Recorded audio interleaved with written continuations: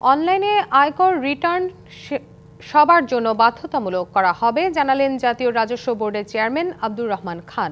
সকালে রাজস্ব ভবনে জাতীয় রাজস্ব বোর্ডের সাবেক কর্মকর্তাদের সাথে কর শুল্ক ও ভ্যাট সংক্রান্ত বিষয় নিয়ে প্রাক বাজেট আলোচনায় তিনি একথা জানান।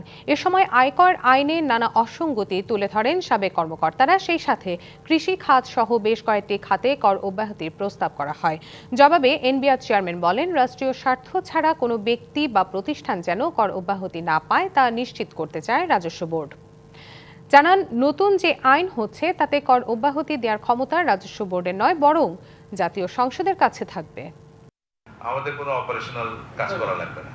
এটার কিছু তথ্য প্রমাণ দিলে স্যার আপনারা বুঝবেন। যেমন স্যার, এখন যারা রিটার্ন সাবমিট করে তার 2/3 হচ্ছে নন ট্যাক্সেবল ইনকাম। আমি যে 15 লাখ রিটার্ন পাইলাম অনলাইনে, তার 10 লাখই হচ্ছে 3.5 লাখের নিচে, অর্থাৎ 1% ট্যাক্স দেয়, জিরো ট্যাক্স। এবং কাগজের রিটার্ন একই চিত্র, মানে এমন না যে এটা অনলাইনে দেখে এটা বেশি হয়েছে কাগজে কম, তা কাগজে কিন্তু চিত্র কিন্তু একই। উৎসবের খুশি হবে নগদে বেশি, কারণ ঘন্টায় ঘন্টায় আছে গিফট জেতার সুযোগ।